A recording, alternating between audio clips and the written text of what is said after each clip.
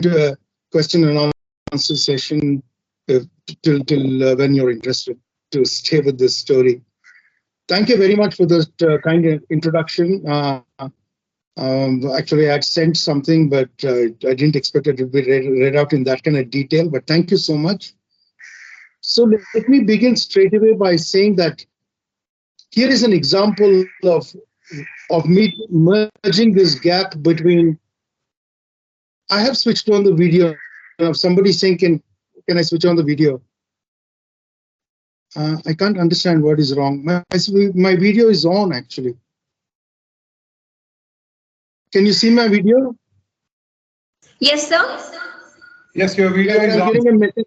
My video is not visible. Sir, but you are visible to us, sir. Okay, thank you. So the thing is, I'm an example here of somebody who has tried to who has come from formal education in another field, but actually is a practitioner in completely different fields. And the new education policy is actually about removing these barriers, these between these walls between disciplines. Because honestly, in life, we have no such walls. So why should we have it in our practice or in our work? Is the question. Actually, that's the fundamental question I should begin with. 1 second, please.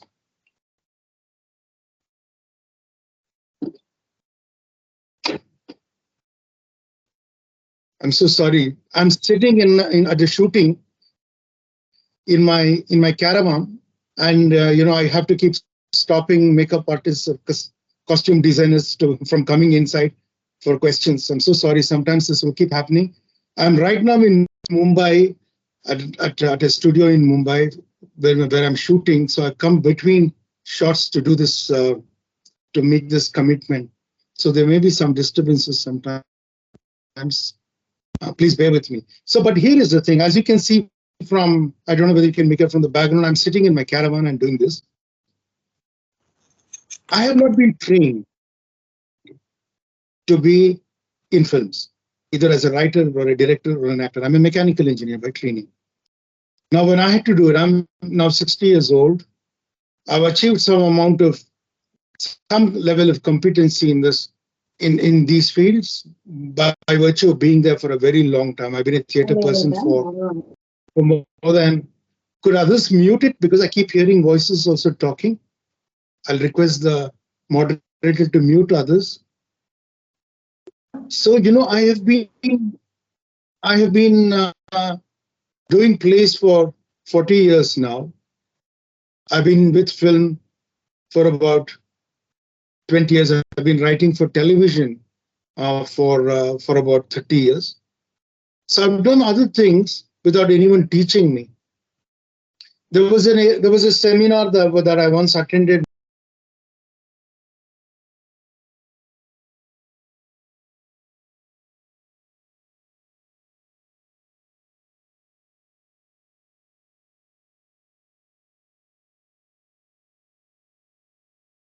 You're speaking on mute.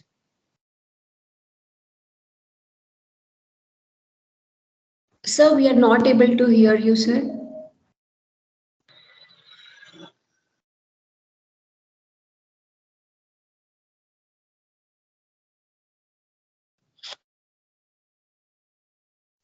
Sir, kindly unmute yourself.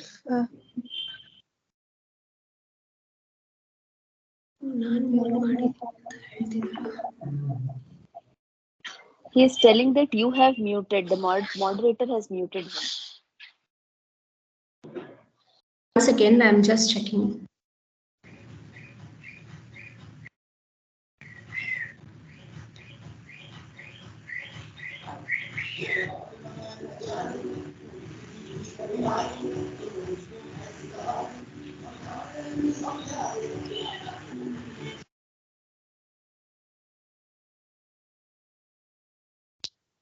Okay, now I'm unmuted. Thank you.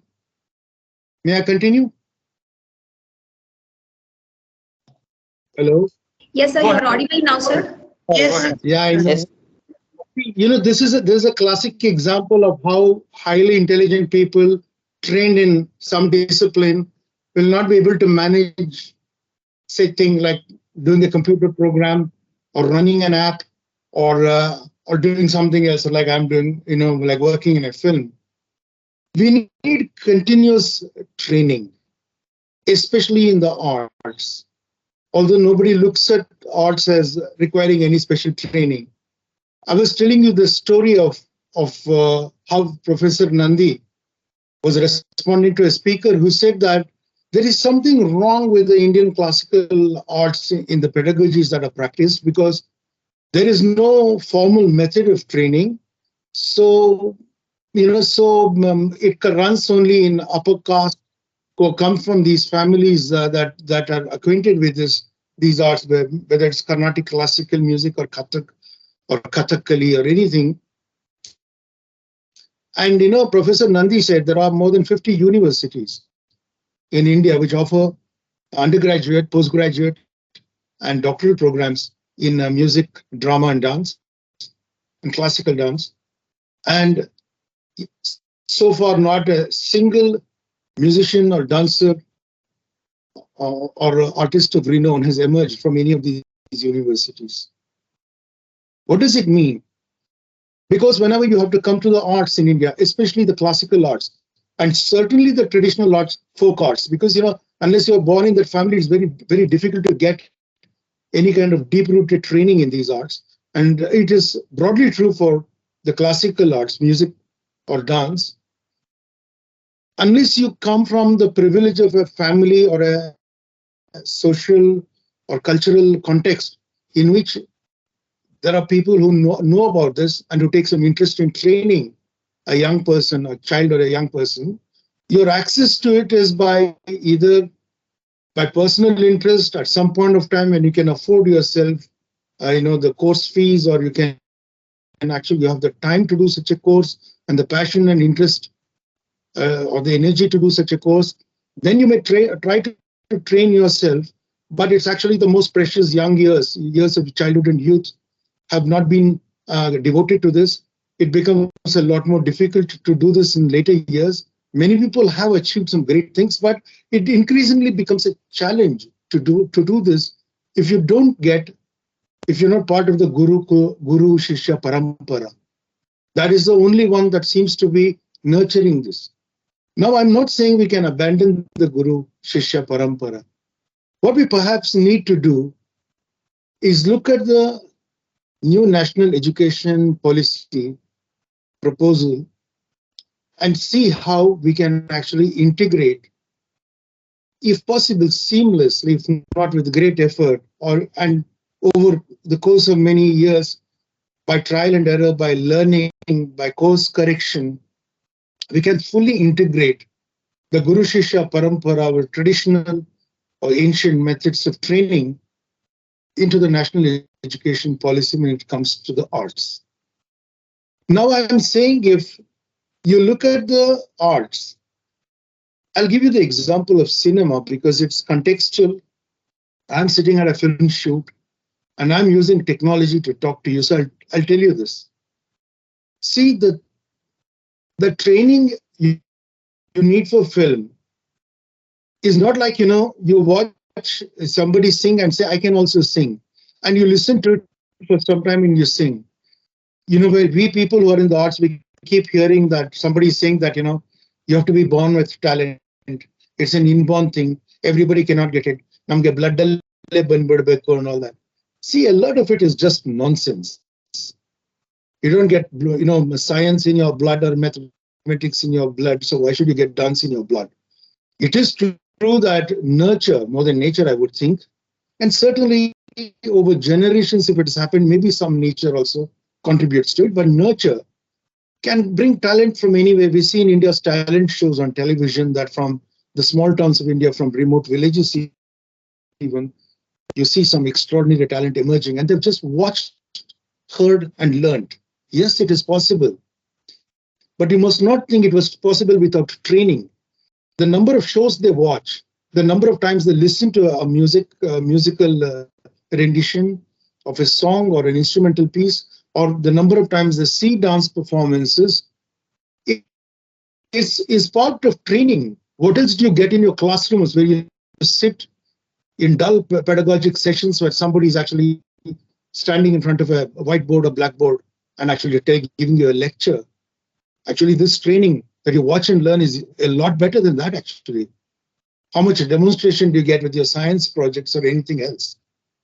My point is this. There is something extraordinary about the Guru Shishya Parampara. That means that you work with a guru and you don't learn just the basic skills. You learn how the skills can be used to tell a personal story, to tell a narrative, to render a piece which is full of meaning, in your cultural or social context. Let me tell you the classical misunderstandings that happen in our kind of education.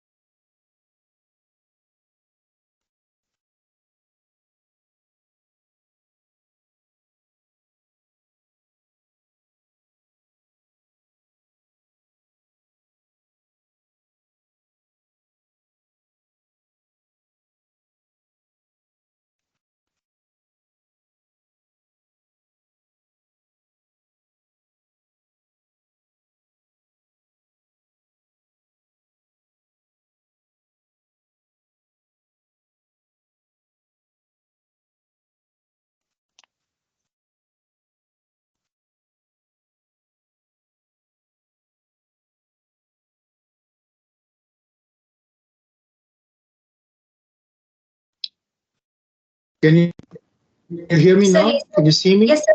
You're audible, sir. Yes, sir. Yes, sir. Yeah, what happened because I've joined from Chrome. It is saying unless you have a a company Teams account, you can't join. So now I try to join through the app. It's let me join. Yes, sir. Okay. So You're still making the I Radu, lost my thread a little bit. he's a movie But actor, no? but you'll have to mute the others because they're shouting into the. Thank you.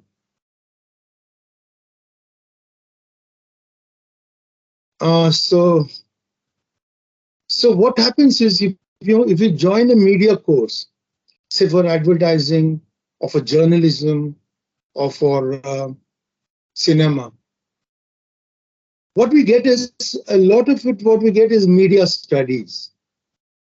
I really haven't understood what that is, but somebody who's a PhD will come and actually tell you, talk about films. They've not made a film. They can't do sound recording. They don't know how to do lighting. They don't know how to do camera work. They don't know how to act. They can't do costume design. They can't do set design. They can't do editing. They can't do graphics. But they actually come and teach a class of students who many of them who want to become filmmakers. They'll come and take those classes. Now, a person who's a practitioner of cinema, let's say like me, of course, because I'm an engineer, I get officially included in some courses. But most times, somebody who's maybe done a diploma, not even a diploma, was an ace cinematographer though, who's not gone to any course formally, but is a very good cinematographer in the Guru Shishya Parampara. His work under a great cinematographer, a director of photography somewhere for say 5, 10, 15 years, and he or she becomes a cinematographer. That person cannot come and teach because the rules are framed in such a way that unless this person is a graduate or a double graduate or a postgraduate or a doctoral has a PhD, cannot come and teach a course. There is a great problem with this. You understand what I'm saying? Imagine if doctors were trained like this. Somebody who's never been to medical school, who's never attended to a patient, who's never actually done any medical work in his or her life, but who has done studies on medicine, will come and teach, who has no clue about how to teach, an open wound, who has no clue. If doctors were trained under such people, would you go and trust your life in their hands? But somehow the Indian education system is like this, that you think a practitioner is less than a person with a certificate, which actually means nothing. It's like somebody teaching a carpenter. I've done skills studies, so I can come and teach you carpentry. I'm sorry, sir, you can't, because you don't know. This is the opportunity with the new education policy. I'll tell you the other kind of mistake that happens. Somebody will say, like I told you, acting is in my blood. Acting may be in your blood, but the lens number 85 mm lens, or 125 mm lens, or 55 mm lens, or 60 mm lens, exactly what that means is not in your blood. It is a human constructed thing. It comes from long years of research in optics, using the best materials. It comes from places, where you were not born. It comes from different parts of the world. You need to understand how that lens works. If you're waving your hands, I know my hands are out of the frame now. I know my hands are in the frame now. So if I'm making a gesture, it should be visible to you. An actor needs to know this. He needs to know what lens, in which camera, at which distance covers how much of the body.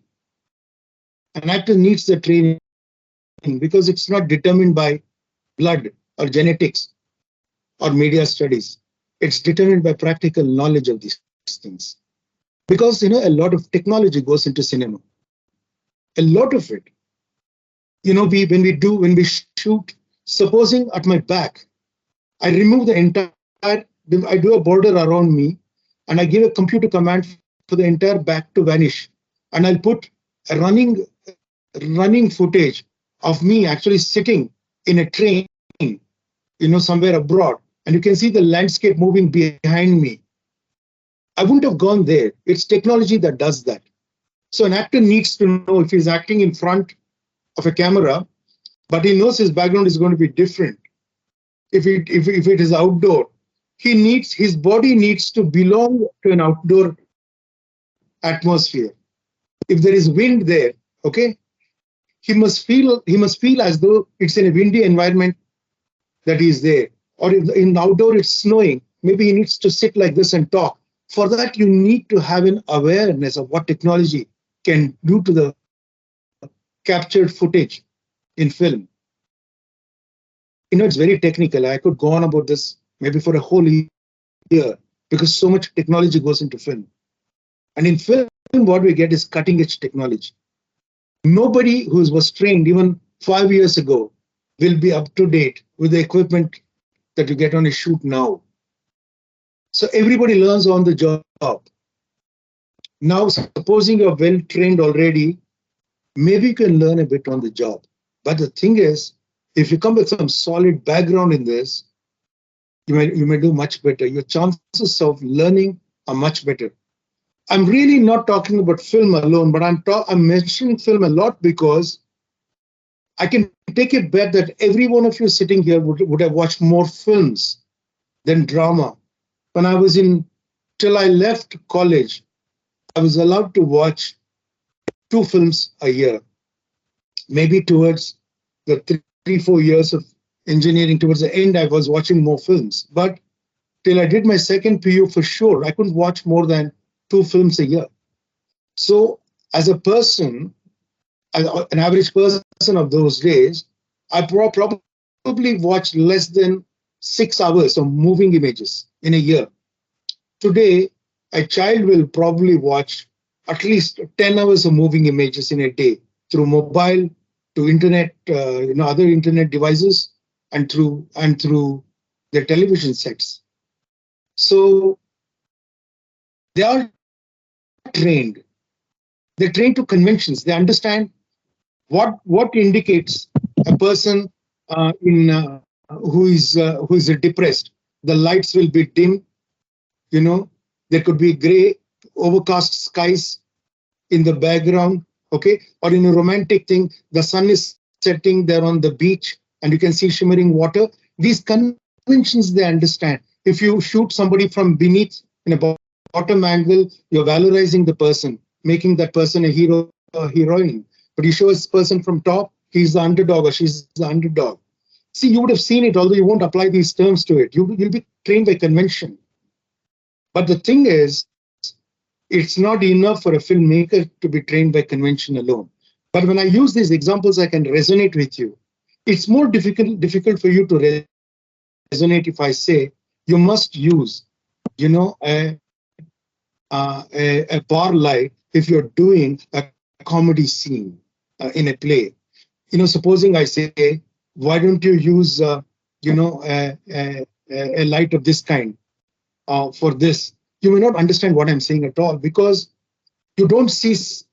It may be easier to see cinema, moving images in technical terms, because at least at the receiving end, you would have struggled with what to do to interface from one thing to another, to get something on your TV, to get something from your phone onto TV, or from TV onto phone, how to transfer using Bluetooth. Some idea you may have, but for a play or a performance, you don't see that there is sound there.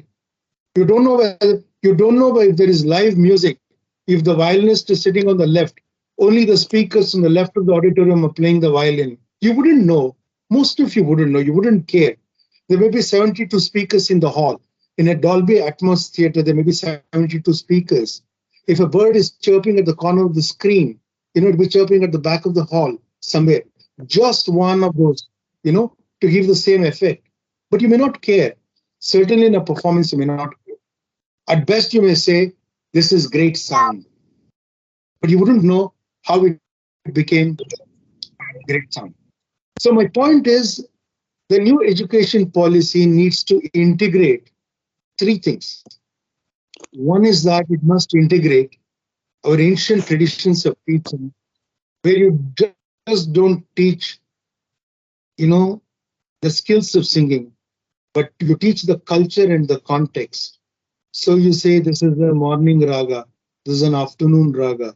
After this Sindhu Bhairavi, or just Bhairavi if you're a North Indian, you're not going to sing anymore, because it has Komal swars right through. It touches the deepest recesses of human pathos or feeling. There should be no expression beyond this.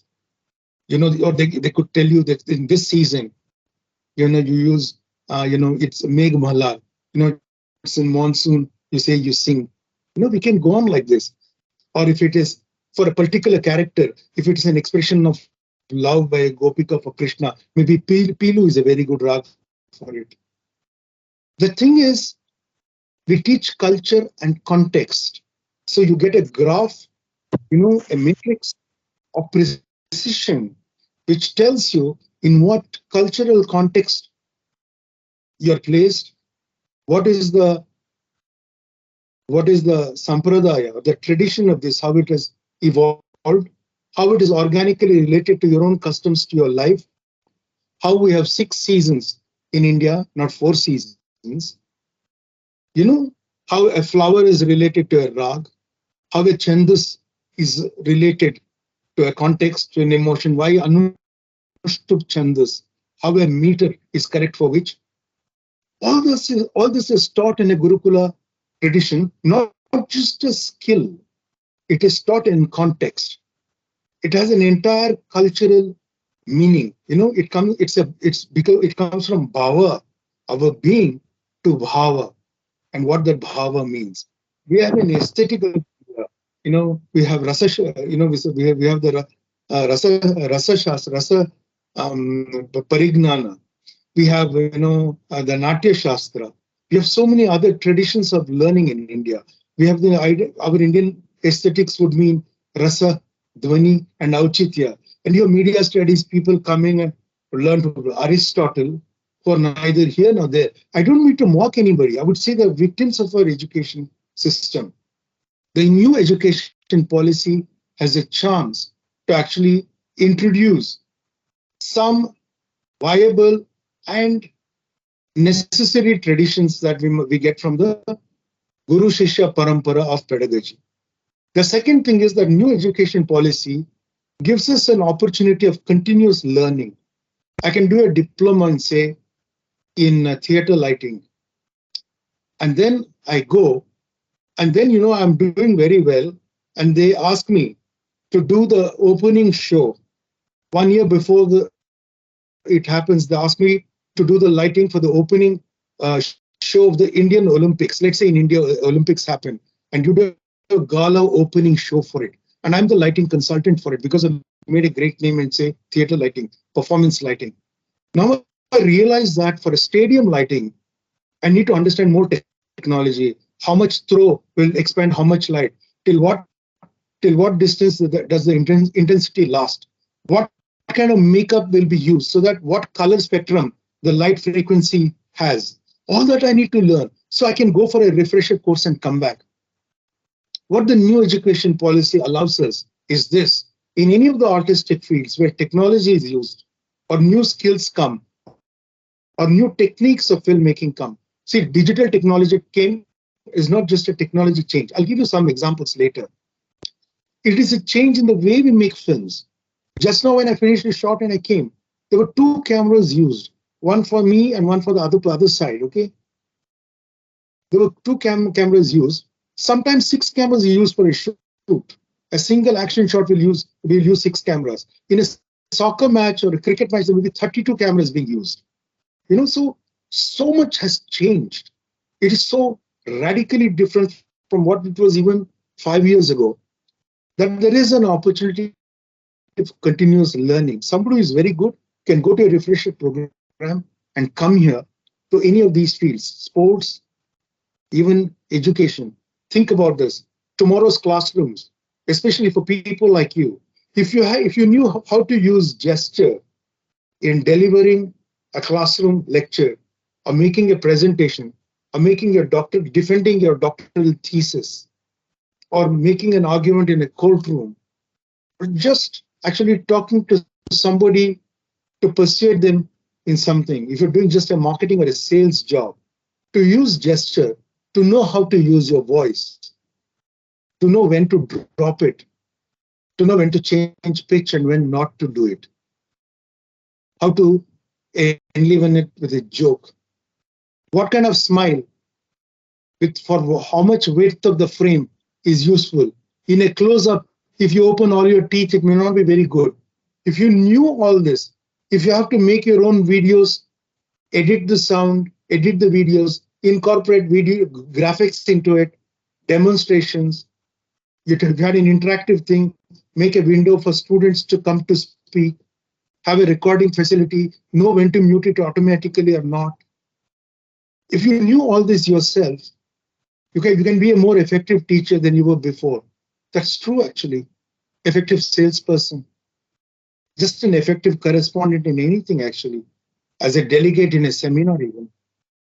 So the thing is, somebody's asking me to give a demo. I cannot do it because I don't have the facilities for it now.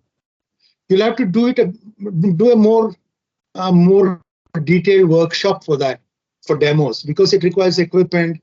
I can demonstrate with lighting. See, I'll show you, supposing I remove tungsten light, what happens, for instance. See, I mixed this light so that my skin appears natural color. See, these are useful things. You may appear more pleasant if you're closer to your skin color. What I'm trying to say is that it is possible to leave a course, do a diploma, go back for 1 more year and get a degree.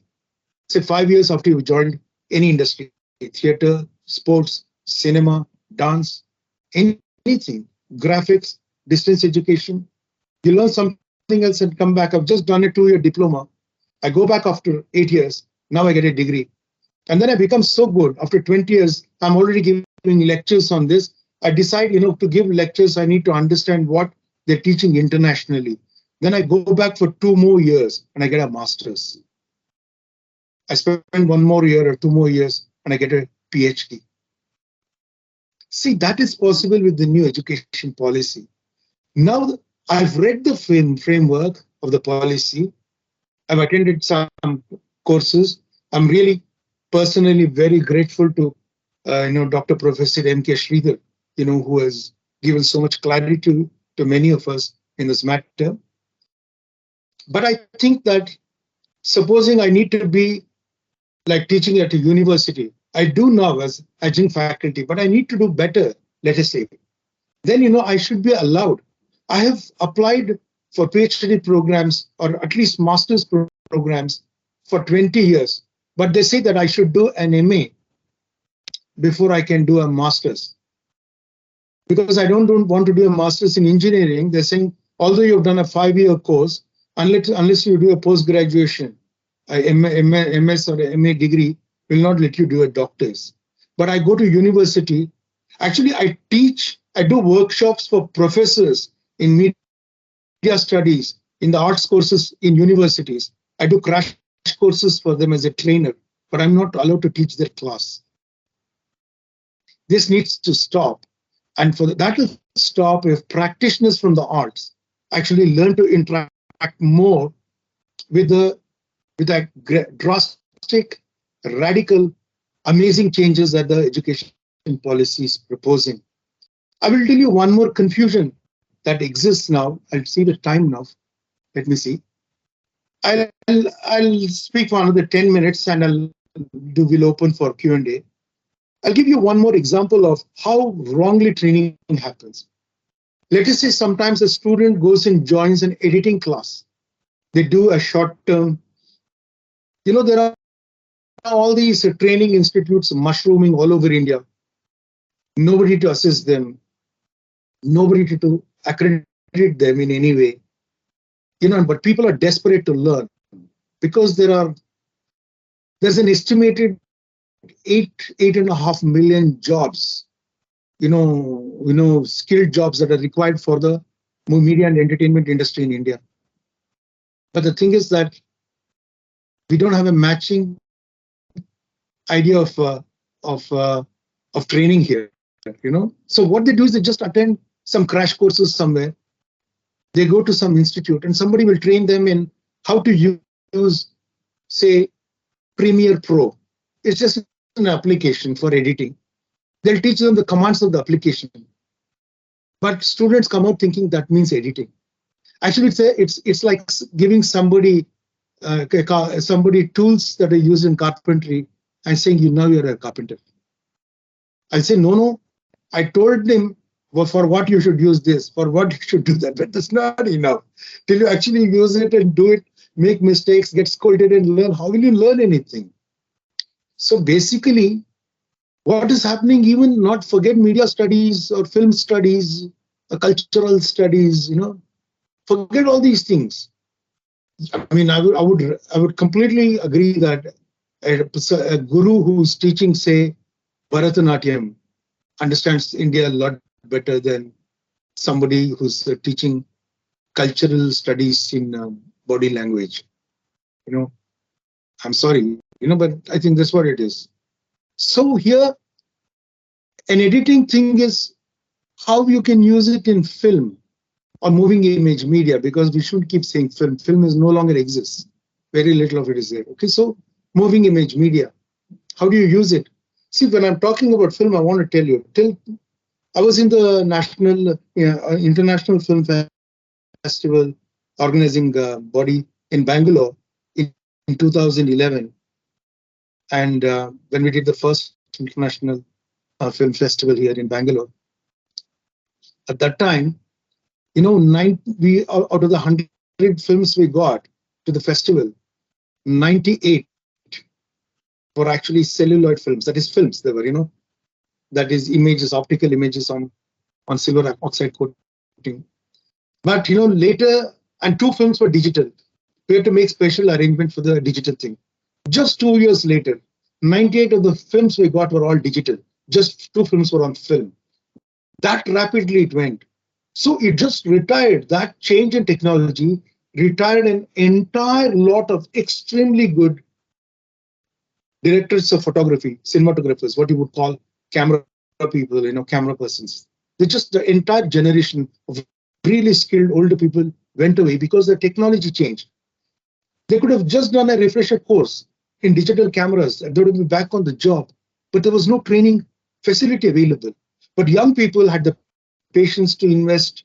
They learned it on the job. So the average age of cinematographers now in entertainment industry, in Bollywood, for instance, they'll be in their late 20s to mid 30s. That is the average age group. They do the best jobs now. The biggest jobs in cinema they do now. The older people are not there simply because technology changed so rapidly. There may be no classrooms like this in the future. We may be used to this idea of online communication. You need to come to school only for a practical class.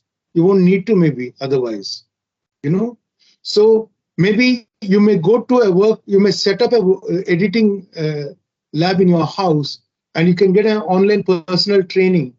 Maybe in a house, a wall will be a digital wall, which can be used for conferencing, screening, pictures, just family talk, anything. In expensive house, maybe every room will be a video wall, which will have touch screen interactive ability. That is the future, which is why we need continuous training. We need this idea of credits that accrue continuously throughout your life, till the last years of your life. If you're still interested in research, learning, education should be available to you. So for this, I'm saying we need to have an integration culturally with our minds and with our bodies. We must culturally integrate, the arts, the sciences, and the humanities, which are not the performing arts or the practical arts, which are studies and such. We all need to come together to enable the national education policies to realize its ambitions, which are on paper now, into the reality of Indian life, into Indian cinematic, theatrical, artistic production in any field, from architecture, sculpture to moving image media. This is what I want to say, but I speak as a practitioner. I'm not a scholar. I'm an autodidact. I learned on the job. But I'm saying our children and grandchildren, your students, your colleagues, all of you, you need a better shot at it than what I got. You deserve a better, a better world, a better infrastructure for being great professionals who can be the best in the world. Because what the new education policy in tandem with the digital technologies will mean is that we can leapfrog from a third world country into a first world country with these technologies. 5G technology is just being implemented as we speak in the USA. It can be implemented maybe a couple of years from now. So I see somebody is already talking. I don't know who it is, but I'm going to stop here and I'll open it for Q&A for you.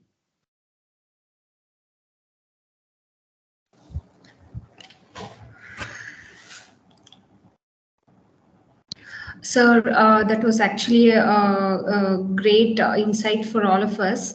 There is a question from Pranali Sharma.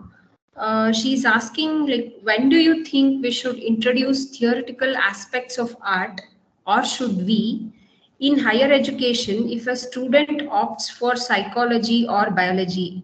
How do we see the integration of art there? Would it be possible to share some examples on it? So one of the ideas that you can explore, I can't share an example because it's practically not in practice yet, the new education policy. But somebody is talking, can you mute others, because we need to learn this classroom discipline online as well. So see, I'll give you an example. I will join, let us say, excuse me, please, somebody who's talking, please stop. Thank you. Sir, I think there is no disturbance. No, now there is no disturbance, yes. There was though. Okay, so let us say I join, I want to do a graduate program in I go to some college, let's say in Bangalore, and they can offer only some of the courses I want. So I should be able to choose, say, biology and say, zoology in that place, and maybe something else, I don't know. But I will go to another college in the same area, where it's convenient for me. I'll go and do my, language courses, and I will do maybe film editing, and I'll do maybe yoga there. Okay. Now the thing is, when you give the credits for these courses, if you allocate for minors and your major subjects credits, and an accumulation of so many credits with a minimum of so many credits in major, and with other remaining credits in minor, if you evolve a formula and allow the student to go and do it not in just 1 or 2 colleges, maybe in 3, 4, okay, and the number of credits accrue for a degree, you should be able to offer a degree. That's how you should look at it. It is not left to every institute to integrate all the studies that are there. What you can do is that you do what you can do. You may have a building that cannot accommodate all the courses under the sun. So do what you can do, but you can create a facilitation for your students to fulfill the complementarity, what you cannot offer here, with a partner organization. So that, I would think, is a way forward for it. Sir, there is another question from Ashwini. In absence of access to the transmission of traditional performances, that is the teaching and learning skills they disseminated, how do we ensure learning outcomes at different levels? Otherwise, the integration becomes more aspirational or imaginary than practical. I'm not really sure about that, but I'm not an expert. I'm not in that field. I do a lot of teaching, but I'm a practical trainer mostly. Most of my classes end up with output. I never do a class or a workshop which doesn't result in an output. If I come and teach a screenwriting course, at the end of the course, there should be a script from each student who attended the course. If I do go and make a filmmaking course, the students should produce either individually, or maybe they can make a group and produce films at the end of the project, and write also, write about it, produce a paper on it as well to defend the project. So a practical thing with a thinking argumentative also should be put out, I would say. I think this is possible in everything you do as well, because if I can do it in such a course, I can have this thing. You can have more complex formulae. You can do this in a much better way. So I don't think it's impractical. I think what we have now is not feasible, which is why the number of people who are in film industry, a minuscule 1% maybe from film courses, or even less. 99% of people in the film industry or media industry really actually come from various other fields. They learn on the job. That's not a very good method.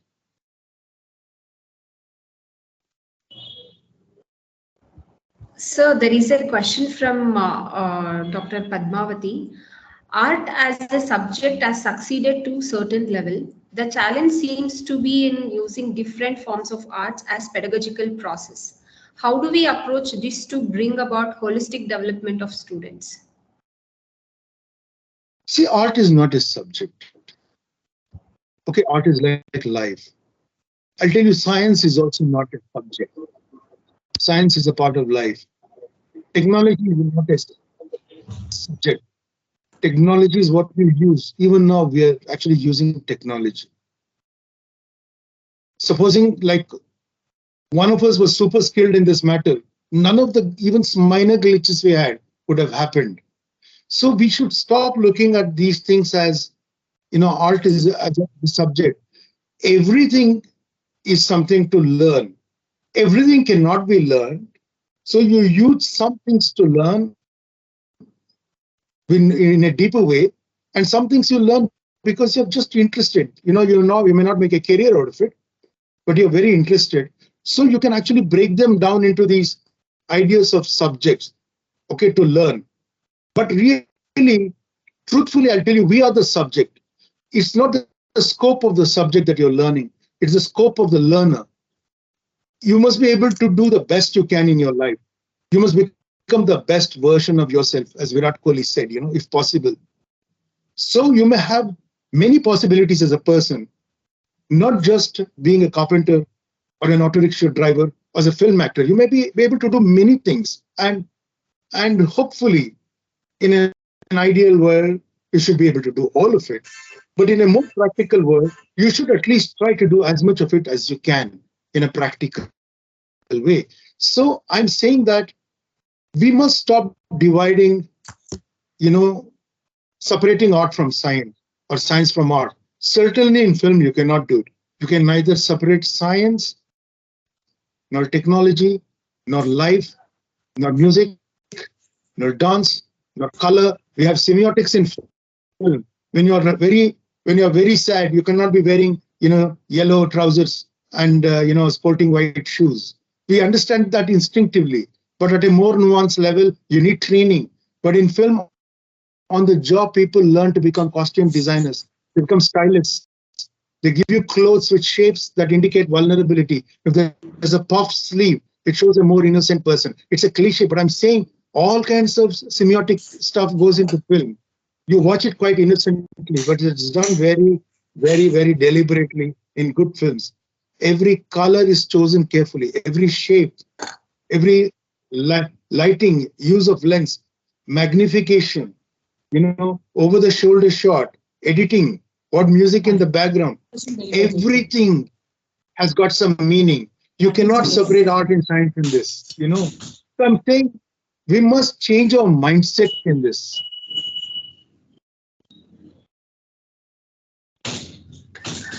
So there is a question from Alia Sabah Mirza. If I'm writing a paper on the drama that is written as well as performed, from your theatrical perspective, what are the things that I can pay more attention to in the text? See, that's a very, very good and an extremely clear question. Thank you for that, because it offers a great opportunity, to me to clarify this even further. See, when drama is published, it is learnt as literature. It is very possible that people who have done literature courses have studied Shakespeare extensively, but have never watched a play of Shakespeare. But Shakespeare was a practitioner. He was a playwright. He was not a literary person. He came from the world of drama. Okay? Now what happens is, if you want to learn, the Shakespeare's literature, it is one way of looking at it, but it is not our way of looking at it. Practitioners, if I see, a very ambitious politician who wants to become, prime minister or chief minister, who is willing to overthrow an older person who trusted him a lot, but he's willing to overthrow because he's very ambitious. I may look to do Macbeth, because now I have a different context for the play. Okay, you freezes that work into the text in which it is written. But drama is forever. It can be renewed and done every time. You know, that is the great difference between it. So if you want to see what Shakespeare means in that play, maybe literature will do. But if you want to see what all Shakespeare can be useful for, you have to look at drama, you know. So, so I'm saying that this is true almost for everything. But I'll tell you where it's not so easy. I don't know how many of you would have read a film script or in your literature courses, somebody gives you a film script, to read. Because in film, dialogue, is mixed with instruction to camera also, camera pans from right to left and stops at Gita's face, and Gita looks at the professor. It cuts to the professor who looks away from her and turns to the board. Camera cuts back. We cut back to Gita, who now looks down in shame, and her friends are watching her. This is how we write a film script. It's not like literature. You understand? But it is something else. Actually, it should be studied. Actually, you people would have seen more film than drama, like I said. Maybe you should have been actually reading film scripts and seeing how they come on screen, to understand how this narrative world is formed, rather than reading Shakespeare, whose play you never see. So I'm saying that's a very good example. That separation should be removed. That separation, we should understand Shakespeare is literature, but it's also living drama. It can be done forever. For as long as humans are there and we have memory, and we can do Shakespeare. That's how Shakespeare is. It's not frozen as in literature.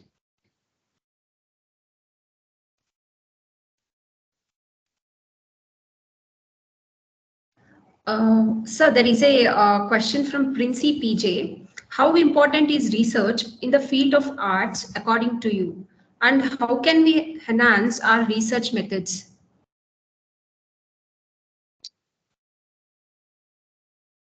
When we have to make a fictional play or even a historical play, it's not even necessity for us, to match gender. What I mean by that is, let us say I want to make a biopic on Pandit Nehru. A child can play Pandit Nehru if it's a school play. A girl can play Pandit Nehru. There's no gender problem. Girl playing male character, male playing female character, no problem. We can actually show a chair and we can call it, the Mayura Simhasana. Or we can actually put a plastic chair on stage and say this is somebody is being electrocuted here, for a crime, a death sentence is being carried out, and you can use a plastic chair. Nobody will laugh. In drama, in performance, we don't care at all, on what was the electric chair like and all. We don't care. We can actually put a black cube and make somebody sit there.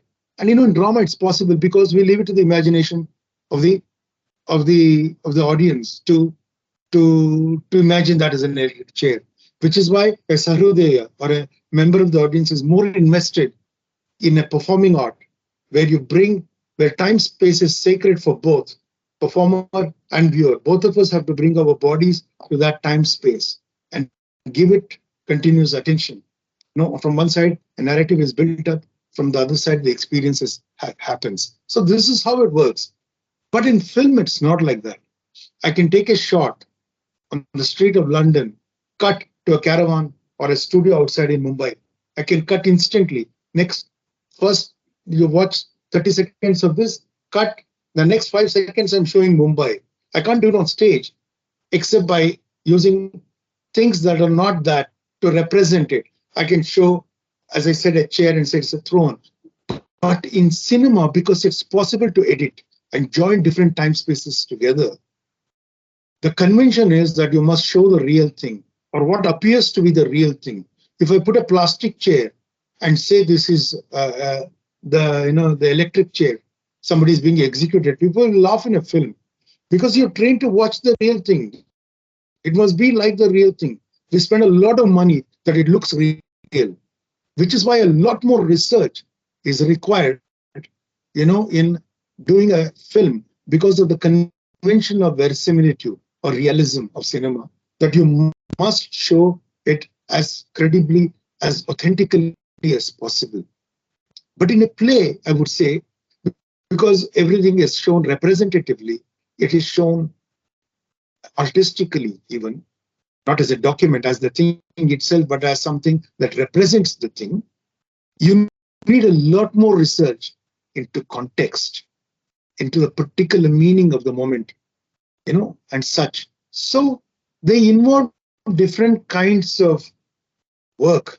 But because theater is a living medium, if I did Shakespeare with the interpretation of what Shakespeare wrote when Queen Elizabeth was alive, it will be a very archaic, completely perhaps meaningless play for us.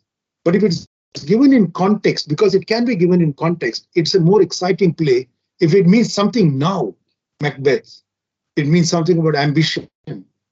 Now, it means somebody blames somebody, but the ambition is within himself, but he uses the woman as a convenient tool. She actually suffers guilt and remorse in it. She becomes insane. All those are contexts of, say, patriarchy. All that is there. And it's exciting because it means something to me here and now. In the society, I'll perform it to that society and they will receive it. It will mean something to them. It becomes more exciting. Then you need a research in context that's even bigger than what you do in film, in this sense that you must have deep understanding of the politics, of the sociology, of the cultural complexes of your time, there and then, here and now.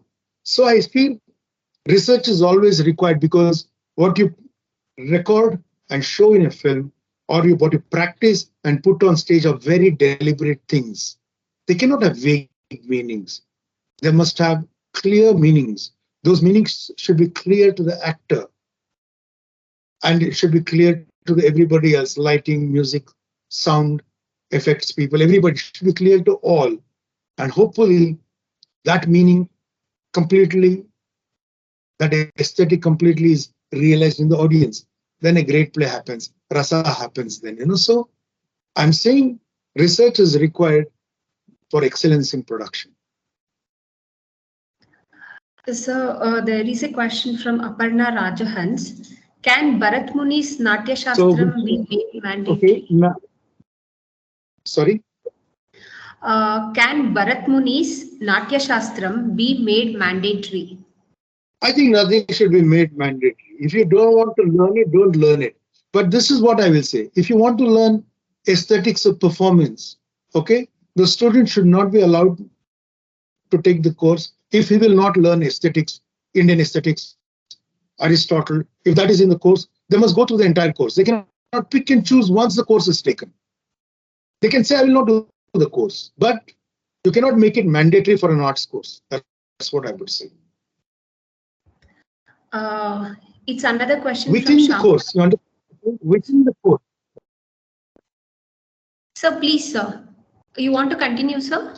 So within the course, yeah, I wanted just to clarify that. See, within a course, everything that is necessary you should do. See, if you're doing architecture, you must study Indian architecture also, Indian ideas of architecture, Indian traditional methods of building,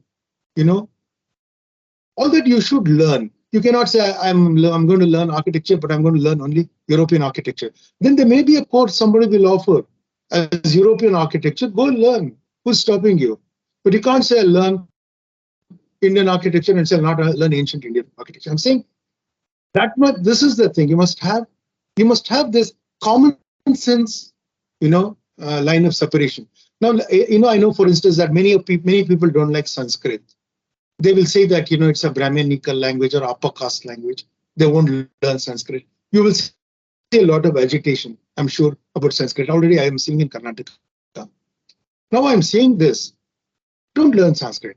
Don't force them to learn. But if somebody wants to learn in ancient classical languages as a course, you cannot say, I'll not learn Sanskrit. You cannot say, I'll not learn Persian. I'll not learn Arabic. You cannot say. It's required to be Greek and Latin, you must learn it. Don't pick the course otherwise. If you want to learn some particular politically suitable thing for yourself, go for that course. I'm telling you, in India, there'll be no dearth of such courses, Actually, what you have now is only such courses, if I'm not mistaken. So you can always go for those courses. I'm saying don't be mean-minded and deny other courses. If somebody wants to learn Sanskrit, I'm saying don't come in the way. So there is a question from Sindhuja. How we can bring art and education as essence of living the scriptures? That is one of the ideas, perhaps, but we cannot say that is the only thing it is. See, but I will accept with you that every searcher, whether he is a philosopher or whether he is a scientist, remember earlier there was no difference. When you say Bhartrhari or Leonardo da Vinci, they were not separated into art and science. There was no difference. The separation of the arts and sciences is I would say, like an industrial revolution era thing, because people were then seen as only useful for particular things, as manufacturing and in assembly line, in production and all that. So they were given a salary and told, learn only this. We don't need you beyond that point. But today in modern democracy, humans have personal agency, free will. Swadhikara we must have. We should be able to do whatever we want to do in the context of what we agree as a society under the Constitution of India, for instance. So this is what we abide by society, by rules of agreement and contract. This is what we do. So we cannot say this is the only right way. There could be many right ways. Every researcher and searcher around the world, it has been man's search for meaning, as Viktor Frankl said. And a true jignasu would be someone who is open to learning Mandarin, Arabic, Aristotle, Shakespeare, Shankara, or what we call an Avadhuta in a village who has had no education, but who can see things beyond normal people. We should be open-minded, I think. I think the more space is there in your mind, the more you can learn, perhaps. If your mind is closed, what can go in? That is the problem. So I think, yeah, you're right. But many people are right, not just us. So it's a question from Shamla Devi. What is the best method and effective way to bring an art in teaching? How can I enhance my subjective concept more reachable to students through art? There was a Reader's Digest story. I immediately remembered that when you said how to bring it into class. Yes, sir. Kind of similar question. There's a story, Reader's Digest. Reader's Digest, I haven't read it in the last 30 years, but I was an avid reader when I was young. And there used to be small snippet personal stories, 1 para, 2 para stories. There was a story about this guy, who was sitting and talking with his friend, and his daughter was sitting there. She was not following the conversation the two men were having. And there was a fire burning in the fireplace. It was winter. And the child turned to the fire in the middle of the conversation and said, Dad, why does wood burn? His father was irritated because the child had interrupted him in the middle of a conversation. But actually, the reason is he didn't know the answer, I think. It's not an easy answer. Think about it, okay? But the person opposite him, the visitor, he beckoned the baby to go to him, made her sit on his lap, and this is what he told her. He said, see, millions and millions of years ago, when the earth was just formed, it was very hot, and then over many years, it cooled to some level. Then many trees grew, but there were many changes that kept happening to the earth, and all the plants and trees once in an earthquake, in a large churning of the Earth's mass, went underground because they didn't have air there. They, instead of rotting and drying as we see when they're in direct sunlight and in air, they began to actually turn black and became kind of oily. And when that is removed, you burn that as petrol and diesel in your vehicles. But when it's so, what happened was the energy that was the fire that came from the sun, went through the leaves into the trees, had gone down and they had become that fuel. But if it doesn't go into the earth like that, if it is still on the surface, then if you burn that, it is the energy that has come from the sun that it is letting out. Actually, this is pure science as well. It is photosynthesis, it's anaerobic, degeneration, everything it is. But the thing is, it's a story, and the first planting of a scientific idea in a narrative way, which is told like a story. I'm sure it's possible to tell the story of biology like this. I'm sure it is possible. If we cannot tell life as a story, what else can we tell as a story?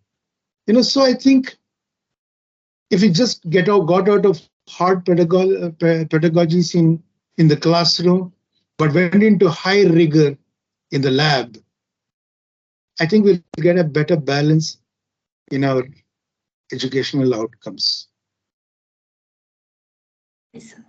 So it's a question from Nanda. Which domain is more impacted through art among the cognitive, the psychomotor, and the affective? Sorry, say that again. Which domain is more impacted through art among the cognitive, the psychomotor, and the affective? I think it should be the psychomotor or the affective, probably. No, the affective certainly. But see, the thing about this is the classical thing we used to say about the left brain and right brain, but we are no longer sure how it actually works. We don't understand the brain too well. But the thing is, there are two ideas of learning, broadly we'll say. One is by immediate, intuitive, affective grasp. Let me put it this way. There are some people we meet, and in the first 30 seconds, we don't trust them. The first 3 sentences, sometimes we don't trust them. Somebody uses a clause too much. Andre paksha itkondu maatadtaralla. Andre na endal ಏನು ಹೇಳ್ತಿದ್ದೀನಿ ಅಂತ ಗೊತ್ತಿದ್ದು ಮಾತಾಡ್ತಾನೆ. You won't use a clause unless you know the end of the sentence. So somebody who's careful when they talk to you all the time, you may not trust. But you may not be able to analyze why you don't trust them. So I'm saying there are 2 ways of cognition that we have broadly. I'm being very rough. The one is this intuitive, instant idea. You make an impression of people. And you're dead sure you're right, but you have no way of explaining it. So the thing is, the dominance of the rational mind, of rational thinking, of rational narrative ideologies. Now, what has happened is the rational way has become the dominant way, and you stop trusting your instinct that much. It's a great tragedy, actually. Should at least maintain doubt. It's not that the rational mind is great. It's the rational mind that persuades you that you can go and kill this person because he does not subscribe to my God. That's the dumbest idea possible. But very rational people go and make, napalm, Agent Orange, toxic, things to drop on other countries, to poison water tanks and rivers, to make and drop nuclear bombs. Person who goes to temple or church diligently, who prays to God, who is a very kind father, will go to a lab and develop a bomb that can kill millions of people he doesn't know. And he does not know it's going to be used, for politically good purposes even. Now, what happens then? Are you rational? This rational thing is a very big illusion. Actually, somebody mentioned scriptures, There is in the chapter 2 of Bhagavad Gita, there is a line, where Krishna tells Arjuna, there is a time when all the beings sleep, but when the alert are awake, when the Shanya are awake. But there's a time when all the creatures are awake, but even that night, the Munis can see. It's a great idea. Rationally dark. Most of the world wars in the world happen from by very rational countries, in completely inhuman ways. So I think instinct is a very important thing. I think in that way,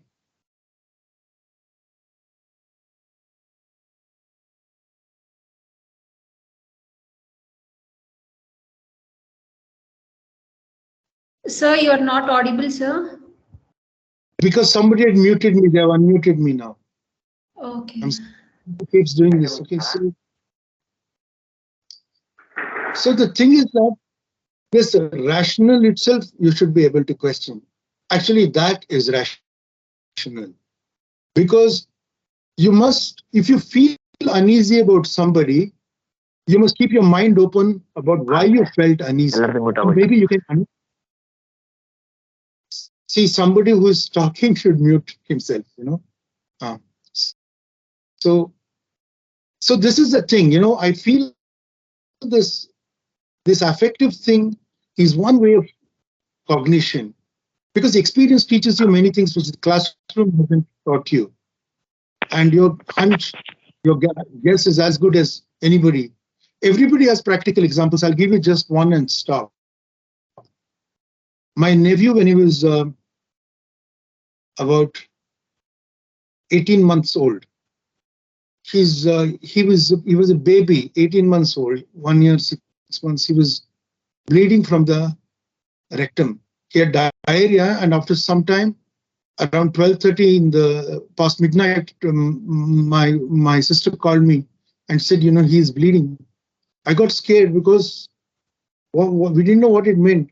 So from my house in Jayanagar, I drove to St. Martha's Hospital to outpatients and showed the baby. They said it's some diarrhea or something, and they gave some oral regeneration thing they gave, and I don't know what they gave. We went back. At 3:30, some blood came from the rectum again, and my sister woke me. And she said, we should go in the morning because it's bleeding again. I'm worried. I said, no, we should go now. I'm not a doctor. I said, I feel uneasy about this. I said, we should go now. We went. And the doctor on duty was a junior doctor. He didn't know. There was a nurse, a young girl, who said, it could be intussusception. She said, that's the word she used. We didn't know what it meant. It means sometimes the large intestine pulls the small intestine inside itself, and then it blocks it. It creates trauma. Actually, they had to do surgery in the morning, and they said, if he had not been brought, the time he had been brought, he wouldn't have survived. We went and cried, in front of the young nurse who did it. She was not qualified actually to be the doctor, but she knew because of experience. The thing is, experience teaches you that you should respect your instinct. And she could make a guess because of she's learning on the job. I feel both these skills need to be there. So you must allow affective learning. You must also learn rationalism, that there is a sequence and algorithm happens also. And we should be able to find synapses that talk to each other in the brain between this side and that side. So there is one last question that we can take. How many now. questions? If art is theatre, music. Yeah, last one. Okay. So this is the last question, sir. If art is theatre, music, and dance, should we not include drawing, painting also? Integration of art as an all-round development of young minds, it's more like a therapy. Do you agree with that? I completely agree. I'm sorry if I didn't make it clear. I'm saying all arts, any kind of art. Sculpture I mentioned because of that. See, the thing is, any art. Now, I want to tell you something very important in what I mean by integration here. Okay. See, look at the look at the shirt I'm wearing, this white shirt. It's a costume shirt, okay? Actually, I'm not allowed to use costume shirt to do anything else, but I'm using it because I just came from the shot. Now the thing is, think about what you're wearing. Firstly, I'll tell you, I'm making, of course, complete random generalizations I'm saying. Most of us won't know the exact color of the clothes we are wearing. We may say generally blue, or we may say generally red, but blue is a million colors. Typically, women tend to be more sensitive to different frequencies of color. Okay, there's a large theory of upbringing and how their cognitive right brain abilities are much better, their affective abilities are much better than men and all that. I'll not go into that because there's not a session that can handle it, and I'm not the expert for it. But the thing is, in practice, we know in theater that some of the best costume designers are women. When there are men costume designers or fashion designers, they're actually very feminized men. People tend to laugh at them, but actually they're very skilled with color and design, style and cut and look, shape, everything. They're very good. Now there are two ways of cognition. You can say color is RGB and precise color from computer you can pick and keep. Okay, but there could be somebody who says, this color, it's like saying this raga is good for rain. It does feel like it's good for rain. I don't think in hot summer, mid-noon, you want to play, malhar. You don't want to play it, I think. It doesn't sound good for it, I think. So you don't need Hindustani todi. You don't think you should be playing it for, somebody's happy birthday. You should not be doing it, I think. It can instinctively tell you. So what is the rational explanation for that? You may spend many years of researching in a lab and saying which kind of frequency precisely impacts which part of the brain and why you feel all this. You may find or not find, I don't know. But you don't need to. It's a dumb thing. I can already tell which rag is good for which occasion. Any one of you can tell. Now I'll ask you further questions. Look at the clothes you're wearing. Look at the fabric you're using. Look at the dyes they've used. Do you know the dyes have been done without using child labor? Whether toxic effluents from the dye making goes into the water. Should you support such industry? Should you make that guy a millionaire? He'll make profit. His brand you keep buying, but that guy is polluting the river, putting children at risk. Young people may be dying of toxic illnesses. See, the thing is, shouldn't that be your responsibility as a consumer, an educated person? You go to a shop and you buy something. You should know its science. You should know its technology. You should know its sociology. You should know its politics. You should know its culture. You should know its use. Beyond just knowing it looks good and it suits me.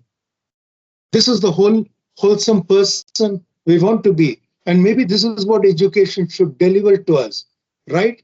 Which is why I speak about integration. None of the questions you ask is invalid. Maybe my answers are not perfect or full for it, that's all.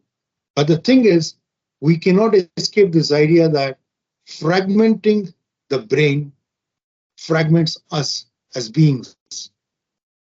We cannot be full citizens or full humans if we actually create rooms in our head and say, I'll study only this.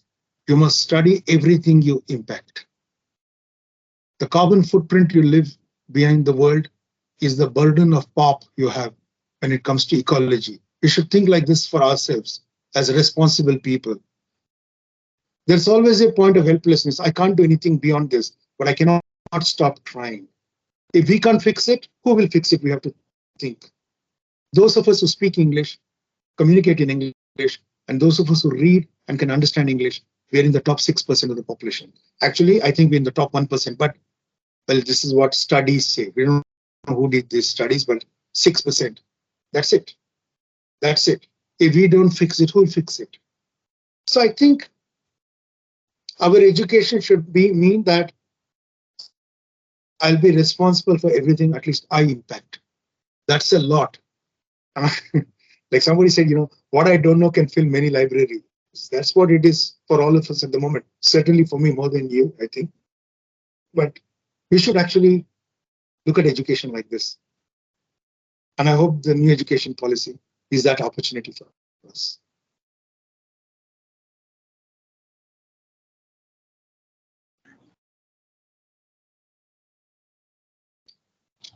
Is that Sir, okay? Thank you so much. Yes, sir. Yeah, I'm sorry for the Dharini, just that we had. Good evening. Good evening. I'm sorry. Sindhuja ma'am, 1 second. The connectivity. Sindhuja ma'am, please mute yourself for a minute. Yeah, it was such an enriching session, sir, with lots of insights into art integrated curriculum and how the students can be benefited through it. So we have come to the end of the session. Now I request Dr. Sindhuja, who is the assistant professor at CESS, to propose vote of thanks. Sindhuja ma'am, over to you. Namaste, sir. Thank you. It was a very wonderful session. I would like to thank our distinguished speaker, Shri Prakash Belawadi, for making an excellent talk, making this event very meaningful, colorful, and sensible, sir. So, because speaking of what not, all the branches from all the way from connecting the dots, so the whole session, it was like a lot of questions itself is the evident how people were enthusiastic and highly spirited. Thank you so much for having that space and sharing that space with you and with your expertise. And I would like to express our deepest gratitude, our President, M.K. Sridhar sir, Director sir, and Padma ma'am, and especially Dharini ma'am for coordinating all the activities right from organizing the CESS talk, designing the posters, uh, circulating the events. So heartfelt gratitude, and all the staff members who are there supporting from the back end, Shiv Kumar sir, and all the faculty members who are here gathered today. And thank you for making this our CESS talk as a vibrant and hope this new year will be series of lot of talks that helps us to make more sensible and trying to understand much deeper. Thank you so much, sir. Thank you very much. Thank you for the opportunity, all of you. Thank you so much. Thank you once again, sir. Thank you for making the time out of your busy schedule and being here today. Thank you so much, sir. And thank you all the participants. Thank you. I'll take your leave. Yes, sir.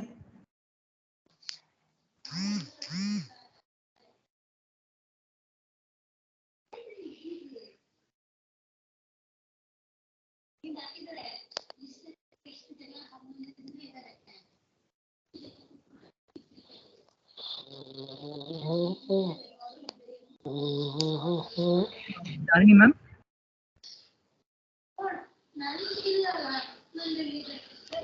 Hello.